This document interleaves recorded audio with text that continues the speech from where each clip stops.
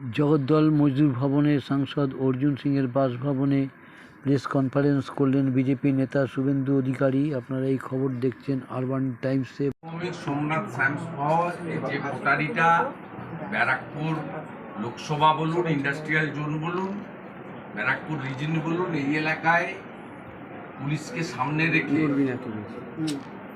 পরে খাচ্ছে এবং গুন্ডাগর্দি করছে। এই জায়গায় তারা মনে করছে তাদের পথের কাঁটা হচ্ছে অর্জুন সিং। তারা তো ভারতীয় জনতা পার্টির পিছনে লেগে থাকে রাজনৈতিকভাবে, সেটাও একটা দিক। তার সাথে সাথে অর্জুন সিং হচ্ছে ওদের পথের কাঁটা, এবং ওরা জানে কি পদ্ধতিতে অনৈতিকভাবে এই লোকসভা কেন্দ্রে ব্যারাকপুর থেকে ওরা জিতেছে। এটা মানুষের জনমতের প্রকৃত রিফ্লেকশন ছিল না। তাই আগামী 1.5 বছরের মধ্যে রাজ্য বিধানসভার নির্বাচন হবে, তার আগে অর্জুন সিংকে সরিয়ে দেওয়াই হচ্ছে এদের পরিকল্পনা ছিল। সবচেয়ে আশ্চর্যজনক ব্যাপার, রাজ্য পুলিশের ব্যারাকপুর কমিশনারেটের একাধিক সিসিটিভি লাগানো সত্ত্বেও আমরা যে সিসিটিভি ফুটেজ প্রকাশ করেছি বা যে সিসিটিভি ফুটেজ ওনার দায়িত্বে, নিরাপত্তার দায়িত্বে থাকা সিআইএসএফ সংগ্রহ করে পুলিশকে পাঠিয়েছে, তার উপরে কোনো কাজ হয়নি। নামমাত্র একজনকে অ্যারেস্ট করেছে। অর্জুন সিং মহোদয় যখন হাইকোর্টে রিট করেছেন পুলিশ ইনেকশনের জন্য, তখন আরও 2টো মামলা রিট করার পরে করা হয়েছে উল্টে। ভারতীয় জনতা পার্টির একাধিক কর্মী সমর্থন নামে 16টো মামলার নামে মিথ্যা মামলা করা হয়েছে। এটাতে খুব স্পষ্ট যে পুলিশ আর তৃণমূল আর পুলিশের মধ্যে এখানে কোনো তফাৎ নেই। সেই কারণে হাইকোর্ট বলুন, সুপ্রিম কোর্ট বলুন, সব জুডিশিয়ারি পশ্চিমবাংলায় গত 3.5 বছরে বিশেষ করে সমস্ত গুরুত্বপূর্ণ মামলাগুলি নয় এনআইএ, নয় সিবিআই, নয় অন্য কোনো এজেন্সির হাতে হস্তান্তর করেছে। এই কারণেই টালা থানার ওসি প্রমাণ লোপাট এবং কর্তব্য অবহেলার জন্য গ্রেপ্তার হয়েছে। পুলিশের যে নিজস্ব যে কাজ, সেই কাজ থেকে পুলিশ সরে যাচ্ছে বলেই আজকে এই অবস্থার মুখোমুখি হতে হচ্ছে পশ্চিমবঙ্গের পুলিশ।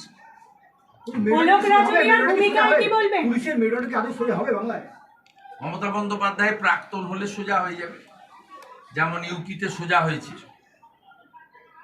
বিহারে সোজা হয়েছে। ওগুলোও তো জঙ্গলের রাজত্ব ছিল। মুলায়ম সিং যাদব, মায়াবতীদের রাজত্ব তো সুশাসন ছিল না। বিহারের লালু প্রসাদ যাদবের আমলে তো সুশাসন ছিল না, সেখানেও জঙ্গলের রাজত্ব ছিল 20 বছর, 25 বছর, 30 বছর। ভারতীয় জনতা পার্টি এসে, যোগীজি এসে, এখানে নীতিশ কুমারজি এসে এই জঙ্গলের রাজত্ব করেছেন। সেখানকার পুলিশের অফিসাররা এখন সোজা হয়েছেন, তারাও কাজকর্ম করছেন। আগে সিআরপিসি, আইপিসি মেনে করতেন, এখন বিএনএস মেনে করছেন। পশ্চিমবঙ্গে এই জঞ্জাল অপসারণ করতে গেলে বিধানসভা নির্বাচনে সবাইকে একজোট হয়ে ভারতীয় জনতা পার্টিকে আনতে হবে। কারণ একমাত্র দল ভারতীয় জনতা পার্টি পশ্চিমবঙ্গে, যে পার্টি এখনো অবধি তার কার্য দক্ষতা বা কর্মক্ষমতা বা প্রতিশ্রুতি পূরণের ক্ষেত্রে টেস্টেড হয়নি। যেহেতু আমরা ক্ষমতায় ছিলাম না, কংগ্রেসও দীর্ঘদিন ছিল, সিপিআইএমও দীর্ঘদিন ছিল, তৃণমূলও দীর্ঘদিন আছে। ডক্টরদের গণইস্তবাজি হচ্ছে ব্যারাকপুর জুড়ে, ব্যারাকপুরের সিপিকে নিয়ে কি বলবেন? অলোক রাজোরিয়ার সম্পর্কে কি বলতে চান আপনি? অলোক রাজোরিয়া সিস্টেমের বাইরে নয়, অলোক রাজোরিয়াও সিস্টেমের মধ্যে। পুরো ব্যবস্থাটাই খারাপ করে দিয়েছেন মমতা বন্দ্যোপাধ্যায়। এখানে ব্যক্তি কেউ নয়, এখানে এর আগে অজয় ঠাকুর থেকে অমরনাথ থেকে যতগুলো আইপিএসকে বিভিন্ন সময়, মনোজ বার্মা থেকে, তারা এখানে বিভিন্ন সময় এসেছে। তারা পিসি এবং ভাইপোকে সন্তুষ্ট করা, তাদের হুকুম তালিম করা এবং হিন্দুদেরকে কোণঠাসা করা, আর বাঙালি অবাঙালি বিভাজন কি করে তৈরি করা যায়। তৃণমূল কংগ্রেসের সঙ্গে মুসলমান ভোট আছে, এবারে কোথাও অবাঙালি খেলবো, কোথাও বাঙালি খেলবো, মুসলমান তো ফিক্সড আছে, তার সঙ্গে জুড়ে দেবো। এই কাজটা পুলিশ এখানে করে। অর্জুন সিংয়ের বাড়িতে বারবার হামলা হচ্ছে, এর আগেও বেশ কয়েকবার হয়েছে। আমি শুরুতেই বলেছি, ব্যক্তি অর্জুন সিং এখানকার তৃণমূল কংগ্রেসের যারা প্রথম সারির নেতা, যারা ক্ষমতা ভোগ করছেন, তাদের পথের কাঁটা। সেই কারণে তৃণমূল কংগ্রেসে তিনি যখন ছিলেন সেখানেও তাকে তার দলের মধ্যে কোণঠাসা করতেন, লবিবাজি করতেন। ভারতীয় জনতা পার্টি যদি করছেন, নেতৃত্ব দিচ্ছেন, স্বাভাবিকভাবে দল হিসেবে ভারতীয় জনতা পার্টি ওদের কাছে পথের কাঁটা, এবং ব্যক্তি অর্জুন সিংহ এদের কাছে পথের কাঁটা। কারণ এরা কেউই অর্জুন সিংহের মতো ব্যক্তিত্ব বা নেতৃত্ব বা দীর্ঘ যে রাজনৈতিক ইতিহাস, 3 প্রজন্ম যে বাড়িতে বসে আছি এই এলাকার নেতৃত্ব দিয়েছেন এবং নির্বাচিত প্রতিনিধি অর্জুন সিং মহোদয়ের পিতাজি অর্জুন সিংজি এবং ওনার পুত্র। এইরকম এদের তো কোনো পেডিগিরি নেই।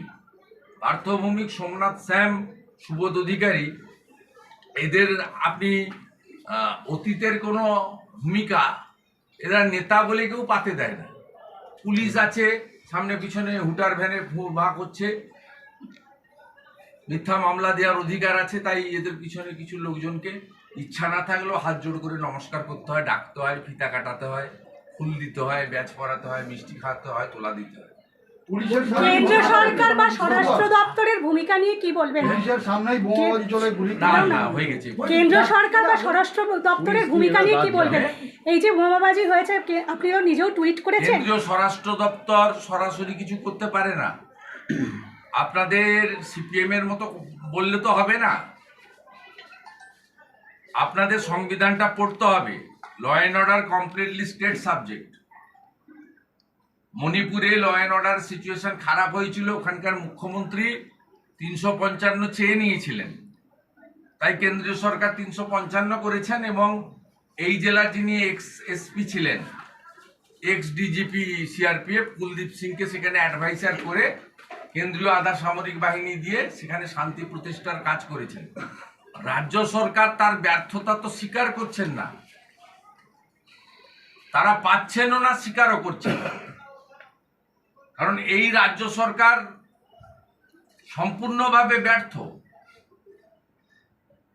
কোন রাজ্যে দেখেছেন ছুটির দিন কোর্ট খুলিয়ে কেন্দ্রীয় ডাক্তারকে দিয়ে বা কেন্দ্রীয় হসপিটালের মর্গে রিপোস্টমর্টম বা পোস্টমর্টম করা হোক, রাজ্য সরকারের পুলিশ আবেদন করছে?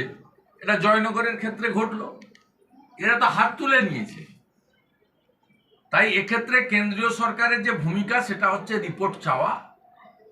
কোর্ট থেকে যদি সিবিআই বা এনআইএ হয়, ভারত সরকারের উকিলকে কোর্ট জিজ্ঞেস করে আপনাদের মত আছে কিনা, তখন তারা কনসেন্ট দেন। এবং ভারত সরকার অর্জুন সিংয়ের নিরাপত্তা নিয়ে উদ্বিগ্ন বলেই তাকে জেড ক্যাটাগরির নিরাপত্তা দিয়েছে এমএইচে, নট স্টেট। তার সঙ্গে যে সিআইএসএফ থাকেন 10-12 জন 14 জন, সেটা provided by the central government এমএইচে। ভারত সরকারের যে দায়বদ্ধতা এবং করণীয় কর্তব্য, তার মধ্যে দাঁড়িয়ে তারা অর্জুন সিংকে প্রোটেকশন, নিরাপত্তা দেওয়ার ব্যবস্থা নিয়েছেন। তো আপনারা শুনলে খুশি হবেন যে কোনো কোর্টকে হস্তক্ষেপ করতে হয়নি। 28 আগস্ট প্রিয়াঙ্কু পান্ডের উপরে যে আক্রমণ, ওই ঘটনা নিয়ে এনআইএ থেকে সুপারিশ করা হয়েছিল, এই মামলাটা এনআইএ নিতে চান।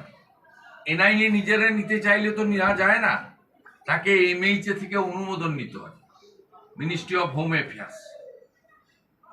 আপনারা শুনলে অত্যন্ত আনন্দ পাবেন যে 3 দিন আগে 4 দিন আগে এনআইএ এই অনুমোদন পেয়েছে। তারা অলরেডি ব্যারাকপুর পুলিশ কমিশনারেটকে এই মামলার সমস্ত নথি, তথ্য, কেস ডায়েরি হস্তান্তর করার জন্য তারা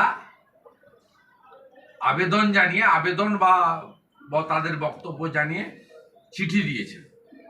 অর্থাৎ এনআইএ ইনভেস্টিগেশন হলে আমি আপনাদেরকে কথা দিতে পারি, এখানে যে আমাদের নমিতা সিং না নমিত সিং, যারা অ্যাকিউজড, এরা এর আগে এনআইএ মামলাতে জেলে ছিলেন এবং অনন্তকাল তো কেউ জেলে থাকে না। 2 বছর 2.5 বছর জেলে থাকার পরে অটোমেটিক কোর্সে জামিন পান, তারপরে চার্জশিটের এগেনস্টে ট্রায়ালে পার্টিসিপেট করে জাজের উপর নির্ভর করে কনভিকশন হতে পারে অথবা খালাস দিতে পারে। কিন্তু এরা সবাই পাস্ট রেকর্ড এদের খুব খারাপ। তাই এনআইএ যে প্রিয়াঙ্কু পান্ডের কেস নিয়েছে, এটাতে অনেক কিছু বেরিয়ে আসবে, অনেক কিছু বন্ধ হবে, এক নম্বর। দ্বিতীয় নম্বর, অর্জুন সিং মহোদয়ের যে রিট করা হয়েছে, সেই রিট গতকালই লিভ অ্যালাউ ছিল, কিন্তু রেগুলার বেঞ্চ তারা যেহেতু পুজোর ছুটি আজকে পড়ে গেছে, শুনতে চাননি। আমরা এটা ফার্দার ভ্যাকেশন বেঞ্চে মুভ করার উদ্যোগ নিয়েছি। যে ডকুমেন্টারি এভিডেন্স এবং ভিডিও ফুটেজ রয়েছে, তাতে আর নতুন করে তথ্য প্রমাণের কোনো দরকার হবে না। তাতে ইলিগাল আর্মস, আপনার এক্সপ্লোশন মানে বোম থ্রো এবং ফায়ারিং থেকে শুরু করে ইট পাটকেল ছোড়া থেকে ব্রড ডে লাইটে সকাল 8টার সময় যা যা করেছে সবটা আছে। অতএব অর্জুন সিং মহোদয় যে পুলিশ ইনঅ্যাকশনের মামলা করেছেন, এটাও শুধুমাত্র সাংবাদিক সম্মেলনে বলার মধ্য দিয়ে আমাদের কাজ শেষ হবে না। আমরা যৌথভাবে ভারতীয় জনতা পার্টির পক্ষ থেকে আমরা এই বিষয়ে খুব সিরিয়াসলি দেখছি। আমরা এটা বন্ধ, নমিতের মাথাটা কি হবে, নমিতকে মদত দিচ্ছে নমিত সিং, সেটা যারা ইনভেস্টিগেটিং এজেন্সি আছে তারা বলবে। আমি তাদের ব্রিফ নিয়ে তো আসিনি এখানে। ডক্টরদের গণ ইস্তফা নিয়ে কি বলবেন? হ্যাঁ? ডক্টরদের গণ ইস্তফা নিয়ে কি বলবেন? আমি এই জন্য দায়ী করব রাজ্যের মুখ্যমন্ত্রী এবং মুখ্য সচিবকে। কেন? তার কারণ হচ্ছে একাধিকবার ডাক্তারদের সঙ্গে রাজ্য সরকার বসেছে, মুখ্যমন্ত্রী নিজে বসেছেন, মুখ্য সচিব বসেছেন। তাদের সঙ্গে কি চুক্তি হয়েছে আমরা যারা সেই মিটিংয়ে ছিলাম না জানি না। আমরা শুধুমাত্র প্রেস মিডিয়ার মাধ্যমে মিনিটস টু মিনিটস দেখেছি। জুনিয়র ডাক্তার বাবুদের প্রথম থেকে বক্তব্য ছিল লাইভ স্ট্রিমিং। লাইভ স্ট্রিমিং যদি হতো তাহলে আমরা বুঝতে পারতাম যে রাজ্য সরকার কি কথা দিয়েছিলেন, কি কথা রাখেননি। এখন জুনিয়র ডাক্তারদের কথাটাই আমরা বিশ্বাস করছি, যেহেতু তারা অরাজনৈতিকভাবে আন্দোলন করছে এবং আমরা মনে করি তাদের ডিমান্ড খুব লেজিটিমেট ডিমান্ড, জাস্টিফাইড ডিমান্ড। আমরা রাজ্য সরকারের কাছে আবেদন করব যে আপনারা যা যা কথা দরজা বন্ধ করে দিয়েছিলেন সেই কথাগুলো কার্যকর করে দেন, কারণ এর সঙ্গে পশ্চিমবাংলার লক্ষ লক্ষ মানুষের স্বাস্থ্যজনিত বিষয় যুক্ত রয়েছে এবং যেভাবে গণ ইস্তফা শুরু হয়েছে তাতে পুরো স্বাস্থ্য ব্যবস্থায় ডিজাস্টার হয়ে যাবে।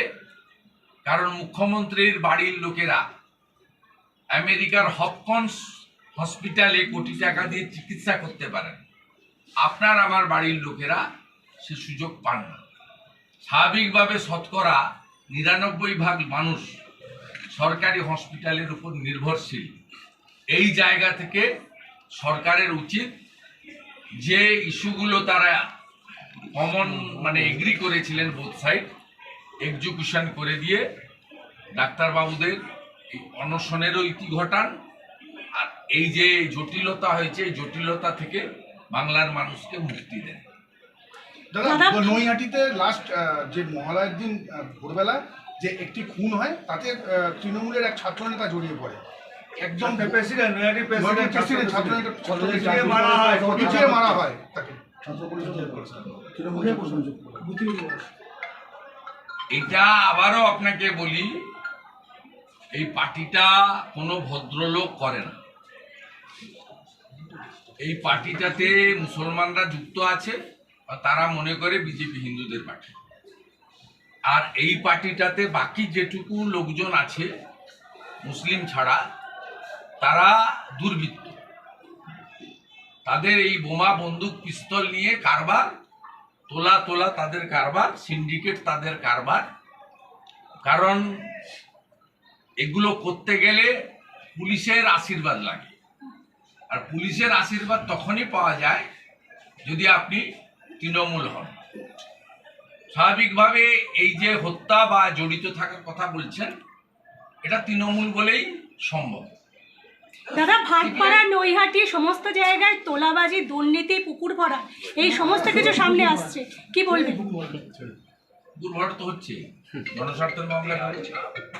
সিবিআই ইনভেস্টিগেশন নিয়ে হচ্ছে প্রশ্ন আছে, ব্যারাকপুরে দুটো এনআইএ তদন্তে এর আগে হয়েছে পোস্টপোল ভায়োলেন্স, একাধিক সেখানে অভিযুক্ত ছিল বর্তমান এমপি পার্থ ভৌমিক, কিন্তু ইনভেস্টিগেশনের কি হলো? ইনভেস্টিগেশনে যারা এখানে যে তিনজন মার্ডার হয়েছে, সেই 3 জন মার্ডারে এখনো পর্যন্ত প্রায় 20 জনের বেশি জেলে আছে। মোট রাজ্যে 355 জন অ্যারেস্ট হয়েছে।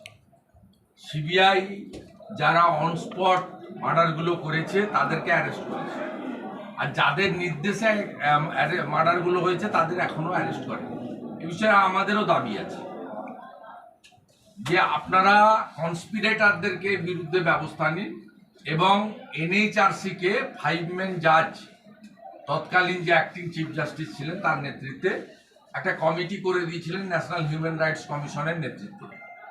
সেই কমিটিতে আমাদের স্টেট হিউম্যান রাইটস কমিশন ছিল, আরও অনেকগুলি সংস্থা ছিল। সেই সংস্থাতে 19 জনের নাম দিয়েছিল তারা, দে আর দ্য নটোরিয়াস ক্রিমিনাল, এবং এরাই পোস্টপোল ভায়োলেন্স করেছে। সেই তার মধ্যে 3 জন জেলে গেছেন, জ্যোতিপ্রিয় মল্লিক, শেখ শাহজাহান, অনুব্রত মণ্ডল, যদিও অন্য কেসে। বাকি 16 জন জেলে যাননি, তার মধ্যে পার্থ ভৌমিকও আছে। এবং আপনারা ভেবে নেবেন না যে ওই মামলাগুলো ক্লোজ হয়ে গেছে। ওই মামলাগুলোতে সিবিআই মেন অ্যাকিউজদেরকে অ্যারেস্ট করেছে, চার্জশিট করেছে, কিন্তু সাপ্লিমেন্টারি চার্জশিট এবং কনস্পিরেটর যারা, তাদের বিরুদ্ধে এখনো পর্যন্ত সিবিআই ডাকাডাকি করেছেন কিছু জনকে, ব্যবস্থা নেননি। এ বিষয়ে আমাদের বক্তব্য আছে, আমরা যেহেতু কোর্ট মনিটরিং হয়েছিল, প্রয়োজন হলে আমরা কোর্টে যাব, কনস্পিরেটরদের ব্যাপারে তাদের যদি ব্যবস্থা না নেন সেটাও করব। আমরা কখনোই কোনো তদন্তকারী সংস্থাকে আড়াল করি না। তারা যদি তাদের দায়বদ্ধতা পূরণ না করে, প্রয়োজন হলে তাদের বিষয়ে পুনরায় আমরা কোর্টে যেতে রাজি আছি। কারণ পোস্টপোল ভায়োলেন্সে ভারতীয় জনতা পার্টির কর্মী, সমর্থক এবং বিশেষ করে সনাতনীরা তারা যেভাবে সাফার করেছেন 21 সালে, আমরা দায়বদ্ধ তাদের পাশে দাঁড়াবো। কাজ আমরা করি এবং ভবিষ্যতে। ঘাটালে যে বন্যা হলো তার জন্য কি প্রাক্তন সেচমন্ত্রী কোনোভাবে দায়ী? ড্রেজিং এর ক্ষেত্রে কি কোনো মমতা দুর্নীতি ব্যানার্জি হয়েছে? দায়ী। সব ছোটখাটো লোকের কথা বলে লাভ নেই। আরজিকর মেডিকেল যে ধর্ষণ এবং খুনের মামলায় সিবিআই প্রথম চার্জশিটে একজনের নাম এসেছে, সেটা হচ্ছে সঞ্জয় রায়ের নাম। কি বলবেন? গতকাল থেকে একাধিকবার বলেছি বোন, আবার বলি, সমগ্র বিষয়ে 3টে দিক আছে। একটা হচ্ছে ধর্ষণ এবং খুন, আরেকটা হচ্ছে তথ্য প্রমাণ লোপাট, কর্তব্যে অবহেলা, আরেকটা হচ্ছে আরজিকর সহ স্বাস্থ্য দপ্তরের আর্থিক দুর্নীতি। 3টে বিষয়ে কিন্তু সিবিআই ইনভেস্টিগেশন করছে। অতএব ধর্ষণ এবং খুনে একজন যুক্ত না অনেকজন যুক্ত, এটা ইনভেস্টিগেটিং এজেন্সি তার তথ্য প্রমাণের উপর নির্ভর করে। তারা সে কাজ করেছেন। তথ্য প্রমাণ লোপাট এবং কর্তব্য গাফিলতির দায়ে তারা ওসি টালা এবং দিদেন সুপার ডাক্তার সন্দীপ ঘোষকে অ্যারেস্ট করেছেন। আর্থিক দুর্নীতিতেও তারা অনেককে অ্যারেস্ট করেছেন, ডাক্তার সন্দীপ ঘোষ সহ। স্বাভাবিকভাবে 3টে দিকেই সিবিআই তার কাজ করছে। আর সিবিআই 58 দিনের মাথায় চার্জশিট এই কারণে দিয়েছে, ল পয়েন্ট অফ ভিউতে আমি যেটা বলতে পারি, যাতে 60 দিনের মাথায় সঞ্জয় রায় বেল না পেয়ে যায়। এটা প্রসিডিওরের পার্ট। 60 দিনের মধ্যে চার্জশিট দিতে হয়। আর এটা ফাইনাল চার্জশিটও নয়, আর একমাত্র চার্জশিটও নয়, সিঙ্গেল চার্জশিটও নয়। এটা একটা প্রাইমারি চার্জশিট, এবং তদন্তকারী সংস্থা চাইলে, মনে করলে আরও অনেকগুলি সাপ্লিমেন্টারি চার্জশিট তারা দিতে পারেন। তাই সিপিএমকে এত কিছু চিন্তা না করলেই চলবে। কারণ এই সিপিএম যারা এসব কথা বলছেন, তারা নেতাই গণহত্যার যে অর্ডার তৎকালীন হাইকোর্ট দিয়েছিল আটকানোর জন্য সুপ্রিম কোর্টে এসএলপি করেছিল। সিপিএমের সরকার নন্দীগ্রামের গণহত্যার যে জাজমেন্ট 2007-এর 16ই নভেম্বর তৎকালীন acting chief justice Surinder Singh Nijjar দিয়েছিলেন, বুদ্ধবাবু সরকার সুপ্রিম কোর্টে গিয়ে তার উপরে স্টে লাগিয়ে এনেছিলেন। অতএব এইসব কথাবার্তা সিপিএমের লোকরা যত কম বলে তত ভালো। অতএব মানুষ এগুলো দেখছেন, জানছেন, এবং আজকের নির্বাচনের ফলাফল নিশ্চিতভাবে প্রমাণ হয়ে গেছে নওজওয়ান, পহেলবান, কিষান সবাই নরেন্দ্র মোদীজির সাথে আছে। গতবারে আমরা 40টা সিট পেয়েছিলাম, এবারে 50 সিট পেয়েছি। আর জম্মু কাশ্মীরের মুসলিম অধ্যুষিত এলাকাতে আমরা কোনো সিট আশা করি না, পাইনি। জম্মু এলাকা আমাদের ছিল 25টা সিট, এবারে 29টা সিট আমরা সেখান থেকে নির্বাচিত আমাদের লোক হয়েছে। দুটো রাজ্যেই সংখ্যাগরিষ্ঠ ভারত প্রেমীরা, রাষ্ট্রবাদীরা মোদিজির উপরে আস্থা রেখে প্রমাণ করেছেন যে ভারতবর্ষ মোদিজির হাতে সুরক্ষিত। আমাদের আশা ভরসার একমাত্র জায়গা হচ্ছে নরেন্দ্র মোদী, ভারতীয় জনতা। দীনেশ ফোগট জিতলেন, দীনেশ ফোগট জিতেছেন, জিতেছে তো কি? উনিও তো দাঁড়ালেন এরকম একটা ওনার ক্ষেত্রে যখন উনি খেলতে পারলেন না, তারপরে উনি আবার এর সঙ্গে ওগুলো জোড়াবেন, এগুলো জোড়িয়ে লাভ নেই। জিতেছে हिसाब होगा, सब केस रीओपन होगा और सब लोग को अंदर जाने पड़ेगा। मोदी जी का लीडरशिप में, योगी जी का लीडरशिप में जिस तरीके से उत्तर प्रदेश, बिहार जंगल राज खत्म हुआ है, हम लोग भी जंगल राज खत्म करेगा। इसलिए बीजेपी का सरकार बंगाल की जनता को एकजुट होकर लाना। सर आज भी भाजपा का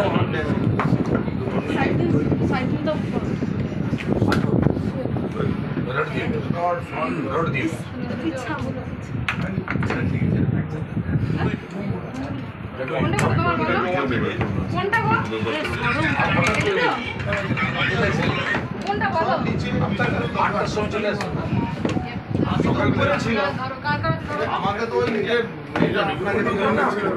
ও আমাকে ঘুম থেকে উঠাচ্ছে তো